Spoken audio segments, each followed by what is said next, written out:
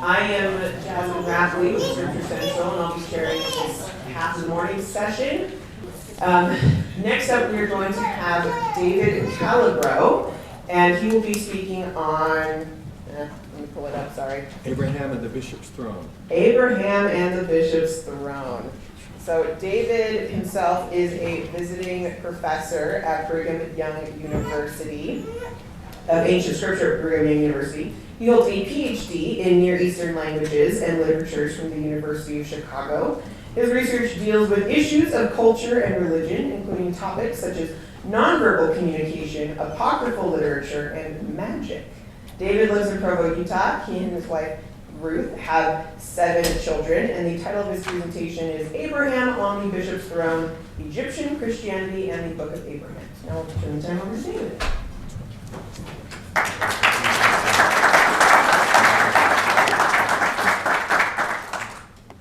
Thank you very much. In a previous study, I explored the idea of the Book of Abraham being a ritual text. That is, a text designed for ritual use, an idea that goes back at least as far as Hugh Nibley. In this presentation, I want to draw attention to an early Egyptian Christian ritual that is particularly helpful in conceptualizing the kind of context the Book of Abraham may have been used in. This ritual is the rite of enthronement of the Bishop of Alexandria. I will compare the Book of Abraham, including both the narrative and the accompanying facsimiles, to the Egyptian Christian rite. Then I will briefly discuss how this evidence may be interpreted. The evidence suggests that the Book of Abraham may have been used in a similar kind of ritual. Several features of the Book of Abraham support the idea that it was designed to serve as a ritual text. The driving theme of the book, introduced at the very beginning, is Abraham's desire to be one who possessed great knowledge, and to be a greater follower of righteousness, and to possess a greater knowledge, and to be a father of many nations, a prince of peace, and to receive instructions and to keep the commandments of God. Abraham connects these things to obtaining the priesthood. The imparting of knowledge, instruction, and commandments, and the bestowal of the priesthood are activities associated with ritual. It is significant that the knowledge, instructions, and commandments Abraham seeks are actually given within the text.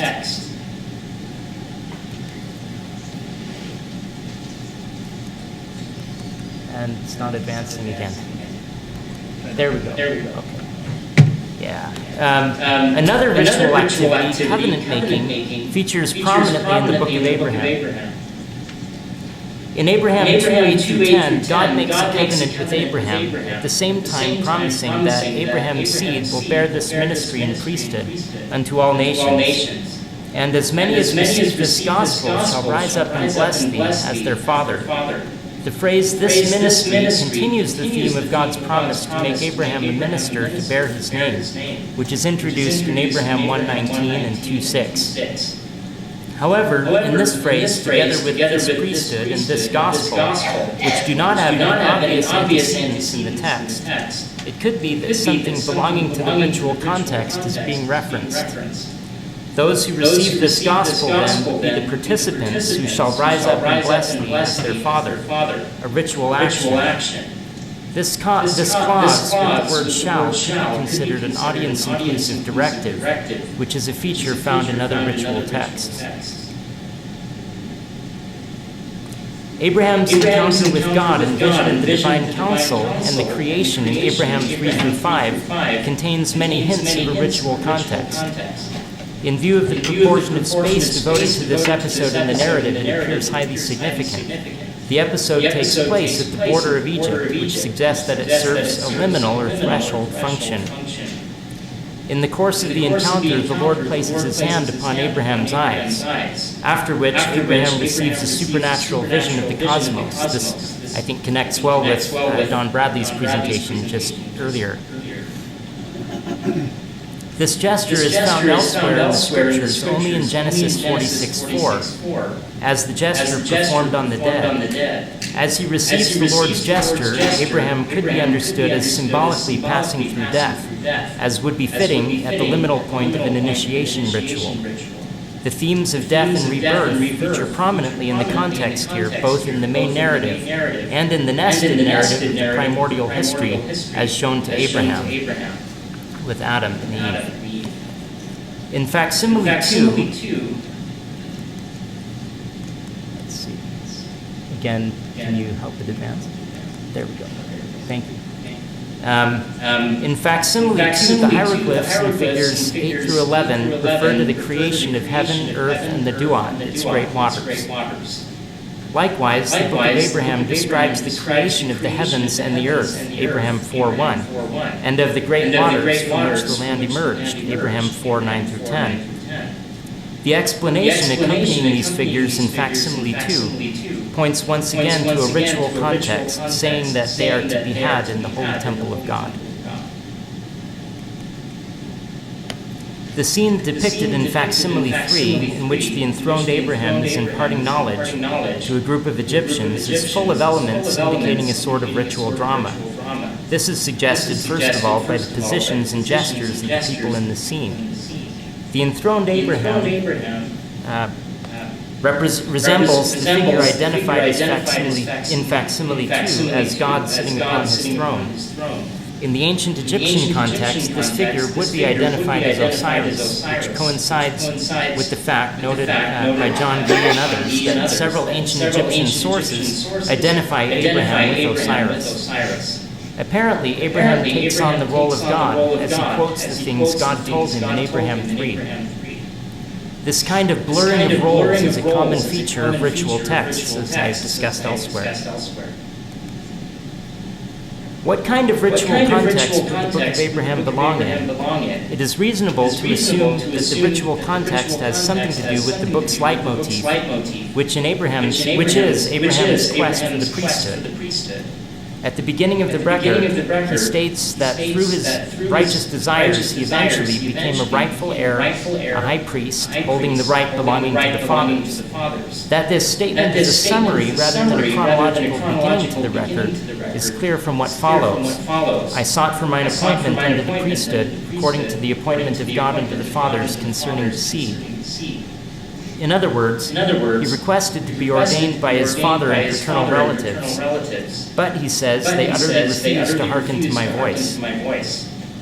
Abraham's desire is not fully realized in the text as we have it, although he receives two successive promises from the Lord that it will be fulfilled. He also learns that his posterity will become heirs of the same blessings and will carry this ministry and priesthood unto all nations. That's in Abraham 2:9 through 11. One may speculate that a later portion of the text includes a narrative of Abraham's ordination at the hand of Melchizedek, as we read in Doctrine and Covenants 84, he is ordained by Melchizedek. Therefore, an appropriate ritual context for the Book of Abraham would be a rite of priesthood initiation, specifically to the high priesthood. Especially close parallels to the Book of Abraham are found in early Christian rites of ordination of a bishop, including the Coptic rite of enthronement of a patriarch. The Coptic patriarch is the Bishop of Alexandria, occupying the see of St. Mark the Evangelist, Mark being the one credited with bringing Christianity to Egypt and establishing a bishopric there, just as Abraham brought the gospel to Egypt 2,000 years earlier. Very little information on the specific form of episcopal ordination before the 4th century survives. A multiplicity of forms exist in early written sources. It seems likely that regional variations existed from very early on. Sources especially relevant to the early Egyptian rite include the apostolic tradition attributed to Hippolytus of Rome, which was once known as the Egyptian Church Order, and which probably reflects practice of the early 3rd century. Although recent scholarship is increasingly understood it as a composite work, showing some reworkings from the 4th century, in parts it is nonetheless designedly conservative in its contents. The Euchologion of Serapion of Samuas, composed in the 4th century in Egypt, includes a short prayer for the ordination of a bishop, Far more detailed, but dating to a later period, is the Coptic rite of enthronement of the Patriarch of Alexandria. A version of this text dating prior to the 7th century was published by Burmester based on a 14th century manuscript. The modern rite is extremely well documented. The 2012 enthronement of Pope Tawadros II can even be viewed on YouTube. Here I will focus on a few general concepts and practices attested in these sources in order to demonstrate what I see as clear parallels to the Book of Abraham. My purpose is to show a confluence of similarities that suggest the Book of Abraham could have functioned liturgically in such a rite. This confluence is seen in two ways that I will discuss: general aspects that are common in the sources and the structure of the rite. The early Egyptian Christian enthronement rite specifically mentioned Abraham as a mythological precedent for the rite. In the later Coptic rite, during the crucial act of ordination, the archbishop lays both hands on the head of the patriarch-elect and offers the prayer of epiclesis, beseeching God to pour out His Spirit and power on the patriarch. In this prayer, he addresses God as, "He chose Abraham his beloved unto an inheritance of faith," quoting Hebrews 11:8, followed by mention of Enoch, quoting Hebrews 11:5, Moses and Aaron. But in the earlier apostolic tradition, only Abraham is mentioned by name, who did foreordain from the beginning the race of the righteous from Abraham. Comparison of the two sources confirms that the sequence of Enoch, Moses, and Aaron in the Coptic rite is a later accretion. Thus, at this central moment of the rite, Abraham is alone cited as the precedent who was foreordained or chosen. Just as Abraham becomes a high priest in Abraham 1:2, the bishop is consistently called a high priest and his office the high priesthood. Nor is this an empty title. His responsibilities are represented in accordance with those of a biblical high priest. This is expressed, for instance, in the epiclesis prayer from the apostolic tradition. "Father, who knowest the hearts of all, grant upon this thy servant whom thou hast chosen for the episcopate, to feed thy holy flock, and serve as thine high priest, that he may minister blamelessly by night and day, that he may unceasingly behold and propitiate thy countenance, and offer to thee the gifts of thy holy church." Note that he is to behold thy countenance, implying a theophany. Compare Abraham 3:11. "Thus I, Abraham, talked with the Lord face to face, as one man talketh with another."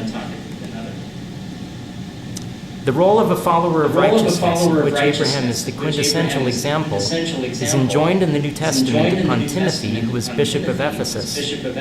This episcopal role features in the enthronement rite, as those involved in the ordination pray for the patriarch-elect, or in the older rites, the bishop, to be blessed with the knowledge of righteousness.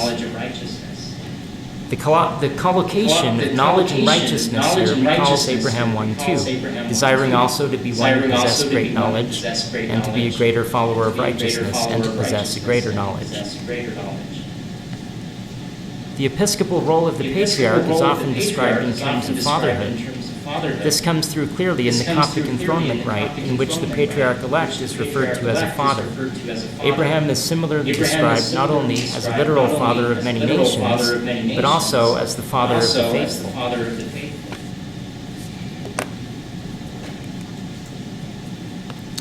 The Coptic enthronement rite supposes that the patriarch-elect is a monk, which is a later development.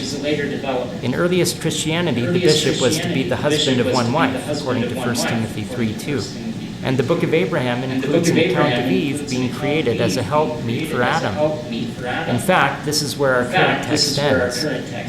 Abraham and Sarai are also models of the husband-wife relationship.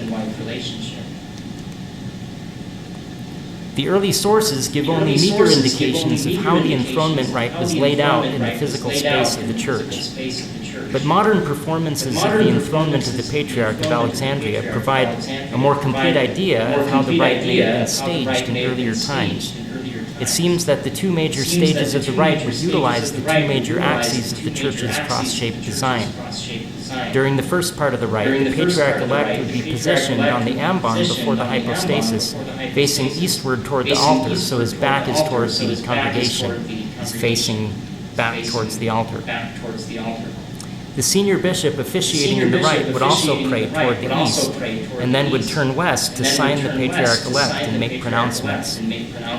For the actual enthronement, the axis would shift as the patriarch-elect was led northward along the ambon to the south-facing throne. After being seated on the throne, he would face south as a procession of clergy approached, crossing before the altar to greet him. This overall staging is very similar to facsimile 3 of the Book of Abraham, in which the throne is on the audience's left, facing to the right, with a procession approaching from the right and an altar in the middle. In the Coptic rite, the altar is located back from that axis, but still from the audience's standpoint, it's in the middle.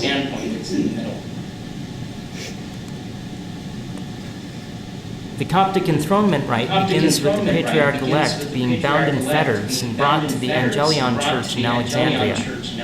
After the ceremony is underway, including an offering of incense and various other activities at the altar, the fetters are removed. The purpose of this strange practice, which appears to be unique to the Coptic enthronement rite, is not explained in the text. One possibility is that this symbolized the humility of the patriarch-elect. Many stories tell of patriarchs who tried to run away after being chosen, considering themselves unworthy, and were put in fetters so they would stay put for their ordination. I'm really glad we don't do that in the Church of Jesus Christ of Latter-day Saints today. It is difficult to know whether these stories are truly the origin of the practice or represent fanciful retrojections based on the practice. Another possibility is that the practice symbolizes God's deliverance of the patriarch-elect from danger. If this latter interpretation is correct, we may detect an echo of the story of Abraham, who was bound and about to be sacrificed at the beginning of Abraham 1.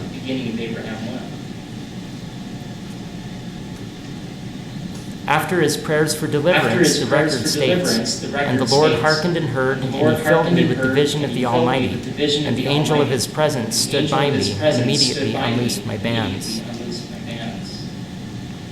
In the ordination of a bishop, the central part of the rite is the epiclesis, or prayer, in which the Holy Spirit is called down upon the ordinand.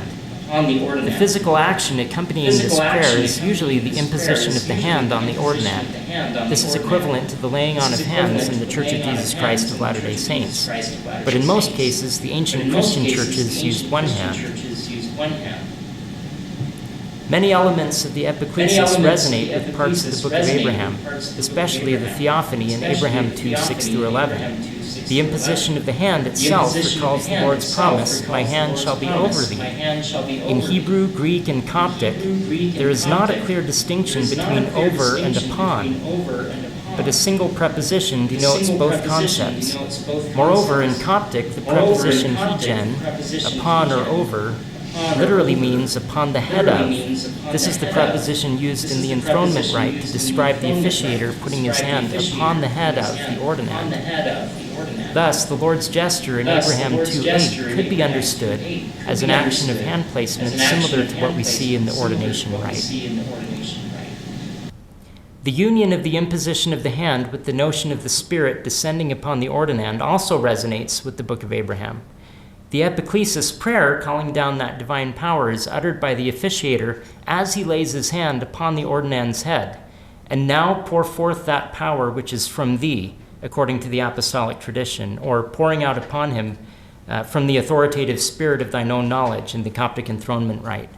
A similar union of concepts is visible in Abraham 1:18 and 2:8. As you can see on the slide, that "my power shall be over thee" in chapter 1 is parallel to "my hand shall be over thee" in Abraham 2:8. The epiclesis prayer also conceptualizes the current bishop's ordination in terms of priesthood descent from forebears going back to primordial time, all of whom were chosen from before the foundation of the world. This part of the prayer is found both in the Coptic enthronement rite and in the earlier apostolic tradition. Paul Bradshaw, not our Jeff Bradshaw, but one also esteemed, considers this to be one of the most conservative portions of the apostolic tradition. In the apostolic tradition, the text reads as follows: "Who didst foreordain from the beginning the race of the righteous from Abraham, instituting princes and priests, and leaving not thy sanctuary without ministers, who from the foundation of the world hast been pleased to be glorified in them whom thou hast chosen. This concept closely matches passages like Abraham 1, 2 through 3. I became a rightful heir, a high priest, holding the right belonging to the fathers. It came down from the fathers, from the beginning of time, yea, even from the beginning or before the foundation of the earth.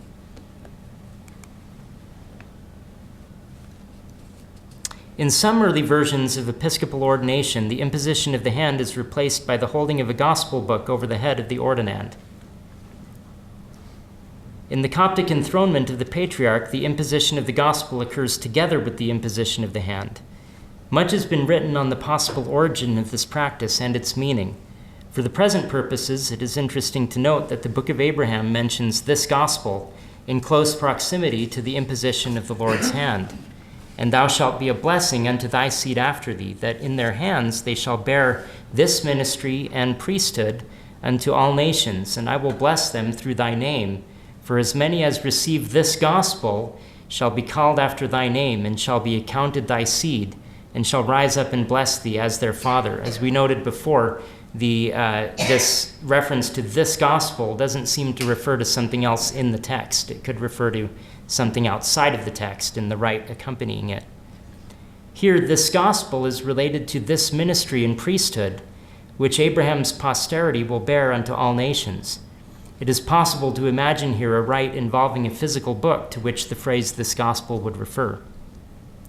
While the officiator performs the imposition of the hand on the ordinand in the Coptic enthronement rite, the congregation is standing, and the bishops stretch up their hands in prayer.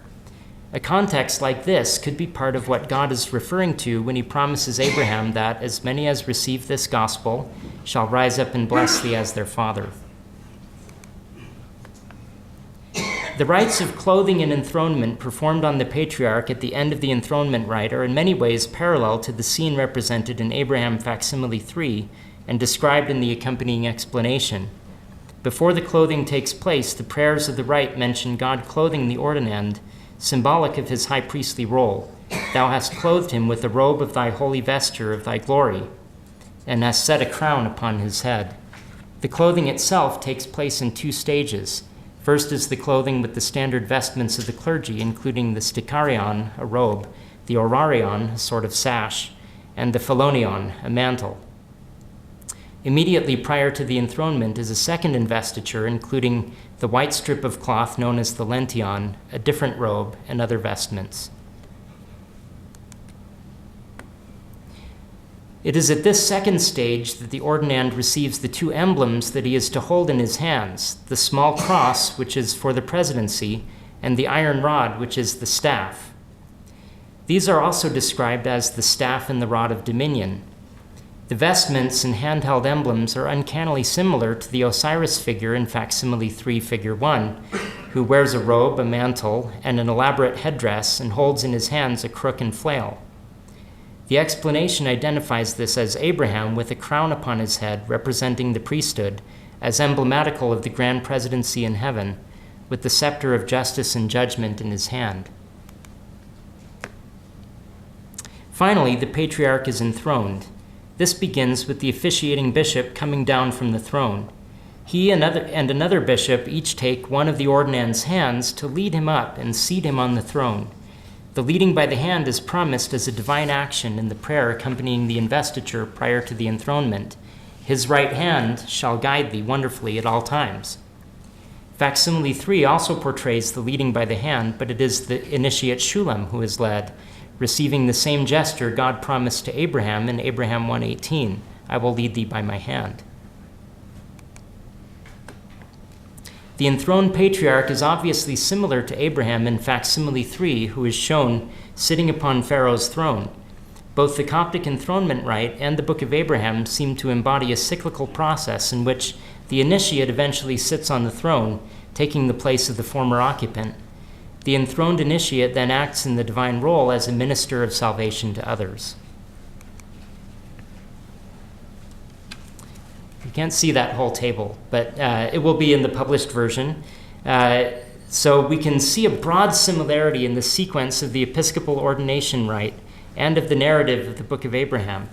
the binding and freeing of the ordinand corresponding to the binding of Abraham and his deliverance by an angel, the epiclesis prayer with the imposition of the hand corresponding to God's covenant and promise to place his hand over Abraham or upon Abraham, and the investiture and enthronement of the ordinand corresponding to Abraham's instruction of Egyptian initiates as he sits upon the throne.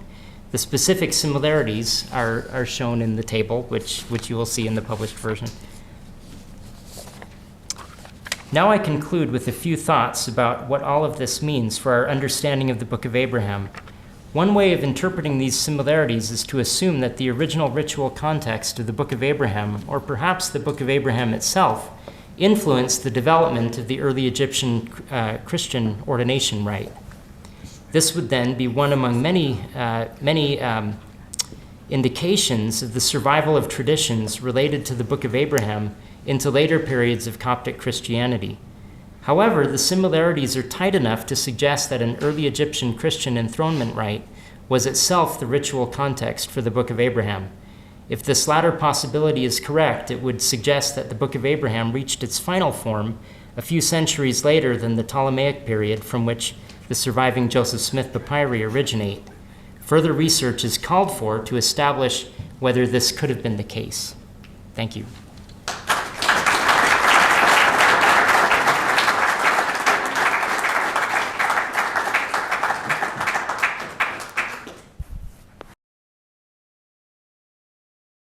All right, thank you so much, David, for that presentation. I thought it was very interesting myself, and it inspired me last night as I was reviewing the paper to go look up the installment of the Coptic Pope on YouTube. It was really fascinating.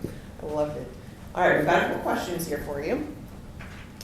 Church leadership today don't wear crowns or hold rods. If Abraham did, why don't we? That's a great question. Maybe it's to humble us, make sure that we're not, too caught up in all of that. I don't know for sure. That's a great question, but it's interesting that we, in our temple ordinances, we do wear ritual clothing that's somewhat analogous to the clothing that the Patriarch wears in the rite. Another question. Thank you for your presentation. Many of the presentations in these conferences deal with what we call temple texts. Would you describe these origin rites as temple texts? So I'm assuming the Coptic rite, would you consider that a temple text? Yeah, if we had a surviving version of this rite from the 1st century AD, I think it's likely, and I imagine, and I can only imagine because there is no such text, but if we had it, I would assume that it would be a temple text. It would be something that would be even on a scriptural level, like the Book of Abraham. But what I'm working with in this paper are later suggestions of what could have been earlier. And so I definitely consider the Book of Abraham to be a temple text in the sense of, I would use the term ritual text. It's one that is designed for use in a ritual as the text, as the liturgical part. So one question I had is, when you talk about this enthronement rite, it seems the Coptic rite seems to follow a pretty logical, structured order of progressing from priesthood ordination to enthronement. And in your presentation, you drew passages from throughout the Book of Abraham in kind of a disparate order and fashion. So my question to you is, why do you think the Book of Abraham is structured the way it is? And do you have any insights into how that would function ritually in a practical way? Sure. In broad outlines, the Book of Abraham follows the same general sequence that we see in the ordination rite. You have the fettering at the beginning, or the binding of Abraham, and then you have the covenant making in chapter 2 of Abraham, and then you move into the vision in chapter 3 through 5. And in a similar way, the Coptic rite moves from the ordinand is bound at the beginning and then loosed, and then you have the epiclesis prayer, which I think corresponds to that covenant-making scene in chapter 2 of Abraham. And then the clothing and enthronement comes last. Facsimile 3 would be presumably at the very end of the scroll that the Book of Abraham comes from. Let me rephrase that. Facsimile 3 comes at the end of the Hor Book of Breathings. It doesn't survive, but the Hor Book of Breathings, Joseph Smith Papyrus 1, contains facsimile 1 at the beginning, and then presumably it would have contained facsimile 3 at the end. And so it's, and there's more to say about that. I think we could go on for a long time about the source from which the Book of Abraham was translated. I don't think the Book of Abraham was translated from Joseph Smith Papyrus 1. I think it was translated from the long roll that doesn't survive anymore. It was burned in the Chicago fire. So back to the question of the sequence. Possibly a way that the Book of Abraham, if the Book of Abraham was used in such rite, could have functioned would be as a reading, as a liturgical reading to the now ordained patriarch or bishop as he's seated upon the throne. There is a point in the ordination rite and that you can see on YouTube where there's a reading to the ordinand, and that could be it. Just kind of showing how the rites function in terms of Abraham, so that the patriarch sees himself as being a new Abraham in a sense, one called after Abraham's name, as the Book of Abraham says, those who receive this gospel will be called after thy name. That is super cool. I'm like getting chills thinking about that. One related question is, what do you feel the ritual function of the facsimiles are? Are they just illustrations of what might be happening? Are they constructions about how to do things? In your opinion, what function are the facsimiles serving in the Book of Abraham? Yeah, in brief, I see the facsimiles as originally productions of Egyptian funerary literature on the Ptolemaic period. So we're talking a few centuries earlier than the Coptic rite we're imagining, or the Egyptian rite that we're imagining. So they were part of this funerary literature. All of this is documented in the discussions on the Book of Abraham. But that somebody coming along later in a Christian context, has these images and sees them as connected to the life of Abraham and uses them as sort of a model for how to construct the rite. That's a very brief way of saying it, but the next question is, what is the origin of those Ptolemaic images? And I would suggest it's very possible that they go back ultimately to something related to Abraham. There's a lot of missing pieces there, at least for me. I'm not fully initiated into the rites of Egyptology, but that's essentially how I see them, that these are kind of a visual model for how the rite should be constructed. Wonderful. Thank you so much, David.